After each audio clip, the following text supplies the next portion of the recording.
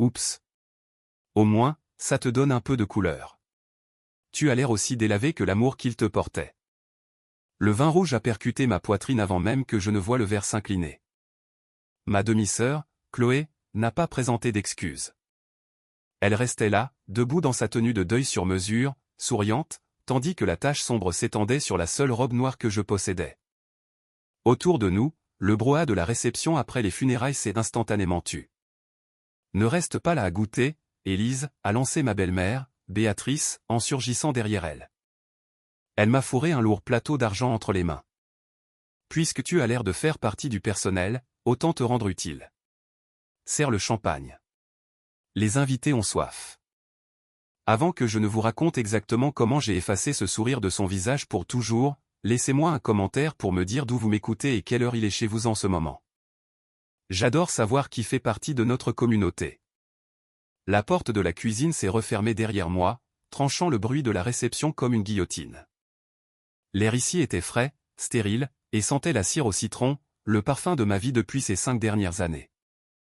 Je me suis dirigé vers l'évier, j'ai attrapé une bouteille d'eau gazeuse et j'ai commencé à frotter la tache de vin sur ma poitrine.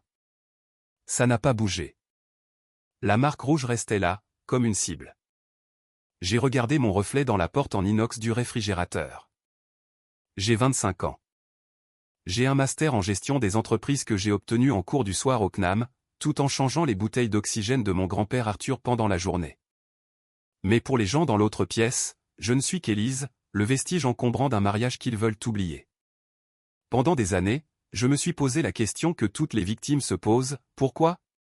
Pourquoi Béatrice était-elle si cruelle ? Pourquoi Chloé, qui avait la beauté, l'argent et la liberté, ressentait-elle le besoin de me faire des croche-pattes dans les couloirs et de renverser du vin sur ma seule robe ? Étais-je vraiment si peu aimable ? N'étais-je vraiment qu'un fardeau ? J'ai arrêté de frotter. La réponse ne me concernait pas. Ça n'a jamais été le cas. C'était l'illusion du parasite. Le grand-père Arthur était l'hôte. Béatrice et Chloé étaient les parasites. Elles se nourrissaient de son argent, de son statut et de son nom de famille prestigieux. Mais les parasites ont une peur instinctive et profonde du système immunitaire. Ils détestent tout ce qui leur rappelle qu'ils ne sont pas le corps lui-même. J'étais le système immunitaire. C'était moi qui lui coupais les ongles, qui lui lisais les rapports de la bourse et qui lui tenait la main quand les cauchemars dus à la morphine commençaient. J'étais la seule qui le faisait sourire sans lui demander un chèque après. Elle ne me détestait pas parce que j'étais incompétente. Elle me détestait parce que j'étais le miroir reflétant leur propre laideur. Chaque fois que grand-père me regardait avec amour, cela leur rappelait que leur lien avec lui était purement transactionnel. Pour survivre à cette vérité, elle devait me rabaisser. Elle devait me transformer en domestique pour pouvoir se sentir maîtresse des lieux. C'était une nécessité psychologique pour elle. Si j'étais humaine, elles étaient des monstres. Alors, je ne pouvais pas être humaine. J'ai baissé les yeux sur ma robe ruinée. Qu'elles gardent leur illusion encore une heure. Qu'elles pensent que cette tâche me définit. Elles croyaient me briser en m'obligeant à les servir. Elles ne réalisaient pas qu'elles m'offraient simplement une place au premier rang pour assister à leur propre chute. Je me suis essuyé les mains sur un torchon. Le notaire, un jeune clerc nerveux nommé Thibaut, devait lire le testament dans 10 minutes. Je ne m'attendais pas à de l'argent. Je ne m'attendais pas à une maison. Grand-père et moi avions fait la paix bien avant qu'il ne rende son dernier souffle. Mais je savais une chose avec certitude. Arthur de Saint-Hubert ne faisait jamais rien sans un plan. J'ai lissé le devant de mon uniforme taché, j'ai soulevé le plateau d'argent chargé de flûtes de champagne et je suis retourné dans la fosse aux lions. Les lourdes portes en chêne de la bibliothèque étaient fermées, nous enfermant avec l'odeur du vieux papier et de l'avidité. Le notaire de la famille, Thibaut, était assis en bout de table en acajou, ressemblant à un enfant portant le costume de son père. Il a ajusté ses lunettes, ses mains tremblant légèrement en saisissant le document relié de cuir. Béatrice était assise à sa droite, déjà posée comme une veuve éplorée, bien que ses yeux soient secs et perçants. Chloé faisait défiler son fil Instagram sur son téléphone, l'air profondément ennuyé. Je me tenais près de la porte, tenant mon plateau, invisible. Nous sommes réunis pour la lecture du testament de Monsieur Arthur de Saint-Hubert, a commencé Thibaut, la voix ténue. La lecture s'est déroulée exactement comme elle l'espérait. À Chloé, sa petite fille bien-aimée, il léguait 5 millions d'euros en numéraire, accessible immédiatement. Chloé a littéralement bâillé, a murmuré un « sympa » et s'est remise sur son téléphone. 5 millions d'euros balayés d'un bâillement. À Béatrice, son épouse dévouée, il léguait le triplex à Neuilly-sur-Seine et un droit d'usage et d'habitation viager dans cet hôtel particulier. Cela signifiait qu'elle avait le droit d'y vivre jusqu'à sa mort, même si elle n'en possédait pas les murs. Béatrice a souri, une moue prédatrice satisfaite au coin des lèvres. C'est ce qu'il aurait voulu. Il savait que je ne pourrais pas supporter de quitter notre demeure. Notre demeure ? Elle avait passé chaque hiver à Courchevel ou à Saint-Barth en se plaignant des courants d'air dans les couloirs. Et enfin, a dit Thibaut en s'éclaircissant la gorge. Il m'a regardé avec de la pitié dans les yeux. Pour Élise. La pièce est devenue silencieuse. Béatrice s'est tournée, son regard se verrouillant sur moi. Continuez, a-t-elle insisté. Écoutons ce qu'il a laissé à la boniche. Thibaut a fouillé dans sa mallette et en a sorti une enveloppe unique, fine et jaunie. Elle était fermée avec du ruban adhésif. On aurait dit quelque chose trouvé au fond d'un tiroir à vrac. Il l'a fait glisser sur la table polie. Il vous a laissé ceci. Je me suis avancé, les jambes lourdes. J'ai ramassé l'enveloppe. Elle ne pesait rien. Béatrice me l'a arrachée des mains avant même que je puisse la regarder. Elle l'a brandie vers la lumière du lustre en plissant les yeux. Puis elle a ri. C'était un rire dur, saccadé. Ce sont probablement ses factures médicales impayées, a-t-elle ricané. Ou peut-être une liste de corvées qu'il a oublié de te donner. Elle l'a rejetée sur la table comme si elle était contaminée. Il savait que tu étais habituée à être une servante, Élise. Il ne t'a pas laissé d'argent parce qu'il ne t'aimait pas. Il savait que tu ne saurais pas quoi en faire. Tu n'es tout simplement pas de notre monde. Les mots n'ont pas blessé parce qu'ils étaient cruels. Ils ont blessé parce qu'une petite partie de moi, terrifiée, les croyait. J'ai regardé l'enveloppe. C'était donc ça ? C'était vraiment ainsi qu'il me voyait ? Juste la fille qui changeait les bouteilles ? La petite fille qui ne valait pas un seul euro de l'empire qu'il avait bâti ? Béatrice s'est adossée à son siège, sirotant son champagne. Ne prends pas cet air tragique. Nous te laisserons rester dans la chambre de bonne pendant quelques semaines, le temps que tu trouves un foyer d'accueil. La douleur dans ma poitrine était si vive que je ne pouvais plus respirer. Ce n'était pas pour l'argent. J'aurais vécu dans une boîte en carton si cela signifiait que j'avais son amour. Mais ce silence d'outre-tombe ressemblait à un rejet si total qu'il menaçait de m'effacer. Laisse-moi me débarrasser de ça pour toi, a dit Béatrice d'une voix onctueuse. Elle a tendu le bras sur la table, ses doigts manucurés visant l'enveloppe jaune. Les déchets vont à la poubelle, Élise. Nous ne voulons pas que tu accumules des détritus dans la maison. Ça attire les rats. Pour la première fois en 5 ans, mon corps a bougé avant mon cerveau. J'ai saisi l'enveloppe sur la surface d'acajou avec une rapidité qui nous a surprises toutes les deux. Ma chaise a crissé contre le parquet tandis que je me levais. Ne la touchez pas, ai-je dit. Ma voix était basse, tremblante, mais je ne ressemblais plus à la servante obéissante. C'était un avertissement. Béatrice a reculé, sa main restant suspendue en l'air. Pardon ? Tu viens de hausser le ton contre moi, dans ma propre maison. Je m'en vais, ai-je déclaré. Je n'ai pas attendu de permission. Je me suis détourné et je suis sorti de la bibliothèque, serrant le mince carré de papier contre ma poitrine comme un bouclier. Derrière moi, j'ai entendu Chloé ricaner. Laisse-la partir, maman. Elle veut probablement aller pleurer dans l'office. Elle n'avait pas tort sur le lieu, mais elle se trompait sur les larmes.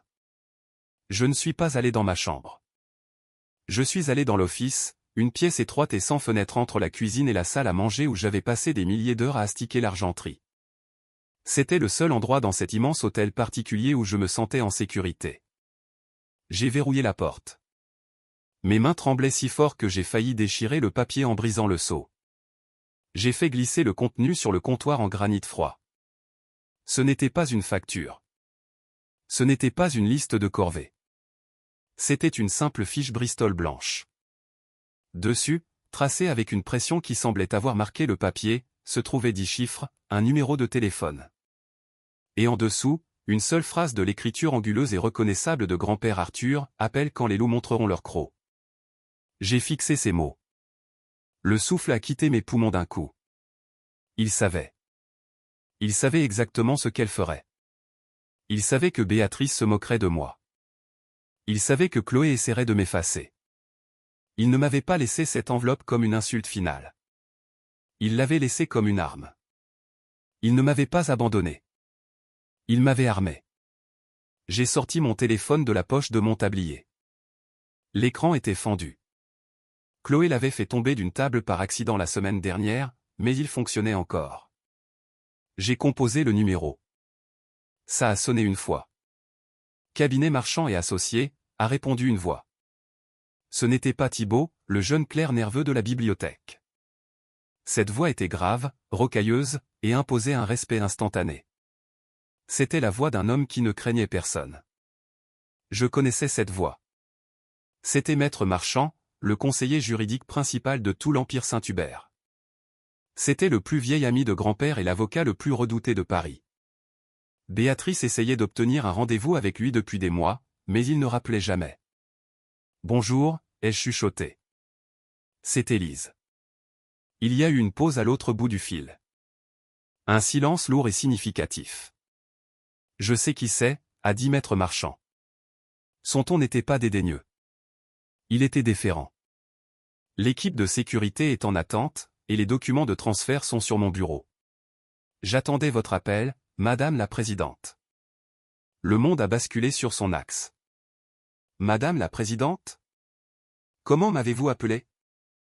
L'acte de propriété du domaine et les parts de contrôle du groupe Saint-Hubert ont été transférés dans une fiducie anonyme il y a 6 mois, a-t-il dit, parlant rapidement et clairement.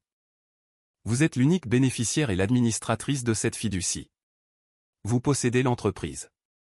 Vous possédez les actifs. Et plus important encore, Élise, vous possédez l'hôtel particulier dans lequel vous vous trouvez. J'ai regardé la porte de l'office. De l'autre côté, Béatrice buvait du champagne qui m'appartenait, assise dans un fauteuil qui m'appartenait, célébrant une victoire qui n'existait pas. Êtes-vous prête à prendre votre place en bout de table, a demandé Maître Marchand. J'ai essuyé la dernière larme sur ma joue. C'était la dernière larme que je verserai jamais pour ces gens-là. Oui, ai-je répondu. Je suis prête. J'arrive. J'ai poussé la porte de l'office et je suis retourné dans le couloir. Mon reflet dans le miroir du vestibule a attiré mon regard. Je portais toujours mon uniforme de domestique. J'avais toujours la tache de vin sur la poitrine. Mes cheveux étaient toujours tirés en un chignon strict de servante. Mais quelque chose derrière mes yeux avait changé. La fille qui sursautait au son de la voix de Béatrice avait disparu. À sa place se tenait la PDG de l'Empire Saint-Hubert. Je suis entré dans la bibliothèque. L'atmosphère était saturée d'une autosatisfaction cupide. Chloé était déjà en ligne, cherchant des voitures de sport de luxe. Béatrice était au téléphone, probablement en train de se vanter auprès d'une de ses amies du 16e arrondissement pour le triplex de Neuilly. Quand elle m'a vu, Béatrice n'a même pas levé les yeux de son écran. Elle a simplement tendu sa flûte de champagne vide dans ma direction, en claquant des doigts. Enfin, a-t-elle dit d'un ton blasé. Remplis-moi ça, Élise. Et essaie de ne pas en renverser cette fois. Ce tapis est en soie de Perse. Je n'ai pas bougé. Je n'ai pas pris le verre. Je me suis contenté de rester debout en bout de table, directement face à elle. Non, ai-je dit. Le silence est devenu total. Béatrice a baissé son téléphone lentement. Ses yeux se sont rétrécis. Pardon ? Qu'est-ce que tu viens de me dire ? J'ai dit non. Ma voix était calme, posée, et assez forte pour atteindre les moindres recoins de la pièce. J'en ai fini de vous servir, Béatrice. Béatrice s'est levée, le visage devenant d'un rouge dangereux. Petite sangsue ingrate. Tu crois que parce que ton grand-père t'a laissé un bout de papier, tu peux te découvrir une colonne vertébrale ? Sors d'ici. Sors de ma maison avant que je ne fasse intervenir la sécurité pour te jeter dehors. Ce ne sera pas nécessaire. Une voix profonde a résonné depuis l'entrée. Les doubles portes se sont ouvertes brusquement. Maître Marchand est entré, flanqué de 4 hommes en costume sombre qui dégageaient une autorité bien différente des vigiles que Béatrice avait engagés. Thibaut, le jeune clerc, a failli tomber de sa chaise. Maître Marchand, a couiné Thibaut. Je ne savais pas que vous veniez. Béatrice avait l'air confuse. Qui est-ce? Maître Marchand l'a totalement ignoré. Il a marché droit vers moi, s'est arrêté et a légèrement incliné la tête. Madame la Présidente, le périmètre est sécurisé. Votre équipe est prête. Présidente? Chloé a éclaté de rire, un son nerveux et aigu. De quoi il parle? C'est la boniche. Maître Marchand s'est tourné vers elle. Il a ouvert un porte-document en cuir noir et a posé un document unique sur la table. Ce n'était ni jaune ni vieux. C'était un papier blanc immaculé, frappé du sceau officiel. Ceci est un acte de transfert, a annoncé Maître Marchand, sa voix remplissant la pièce. Exécuté il y a 6 mois. Arthur de Saint-Hubert a transféré tous ses avoirs immobiliers, y compris ce domaine, ainsi que 90% des actions avec droit de vote du groupe Saint-Hubert dans une fiducie. Béatrice a levé les yeux au ciel. Et alors, qui contrôle la fiducie? Mon mari me l'a évidemment laissée pour que je la gère. Non, Madame de Saint-Hubert, a dit Maître Marchand, son sourire aussi fin et tranchant qu'un rasoir. Ce n'est pas le cas. L'unique fiduciaire et bénéficiaire est Élise de Saint-Hubert. Béatrice s'est figée. Elle a regardé le document, puis moi, puis à nouveau le document. C'est illégal. Il n'a pas pu faire ça. Je suis sa femme. Il vous a donné l'appartement et l'argent comme une prime de départ, Béatrice, ai-je dit en m'avançant. Il voulait s'assurer que vous soyez à l'aise pendant que vous partiez. Mais il ne vous a pas confié son héritage. Il me l'a confié à moi. C'est ma maison, a hurlé Béatrice en frappant la table de sa main. J'ai des droits. En fait, ai-je dit en saisissant la bouteille de champagne qu'elle avait exigée. J'ai versé le liquide coûteux directement sur le tapis, ce tapis en soie qui l'inquiétait tant. Vous êtes des invités dans ma maison, et vous avez largement dépassé le temps imparti. Pendant un instant, Béatrice a eu l'air d'avoir reçu une gifle. Elle fixait l'acte de propriété, la poitrine haletante, le visage décomposé. Mais soudain, un sourire lent et malveillant s'est dessiné sur ses lèvres. C'était le sourire d'un prédateur qui vient de trouver une faille. Joli essai, a-t-elle roucoulé. Elle a fouillé dans sa pochette et a sorti la copie du testament que Thibaut lui avait donné. Elle a tourné brusquement à la page 4. Tu te crois si maligne, petite, mais tu as oublié le codicille. Elle a plaqué son doigt sur le papier. Lis-le. Paragraphe 7. Indépendamment du transfert de propriété, Béatrice de Saint-Hubert conserve un droit d'usage et d'habitation viagé dans la résidence principale pour la durée de sa vie naturelle. Elle a levé le menton, les yeux flamboyants. J'ai le droit légal de rester ici jusqu'à ma mort. Tu possèdes peut-être les murs, Élise, mais tu ne peux pas m'expulser. Je vais vivre ici et faire de ta vie un enfer. Maître Marchand a simplement hoché la tête. Sur le papier, elle avait raison. Ce droit viager signifiait que grand-père avait promis qu'elle ne serait jamais à la rue, et elle comptait bien transformer cette clémence en arme. Béatrice s'est mise à hurler après la sécurité pour qu'ils partent, prétendant que nous étions les intrus. Pendant un instant, elle pensait avoir gagné. Mais les narcissiques ne s'arrêtent pas quand ils gagnent, ils détruisent.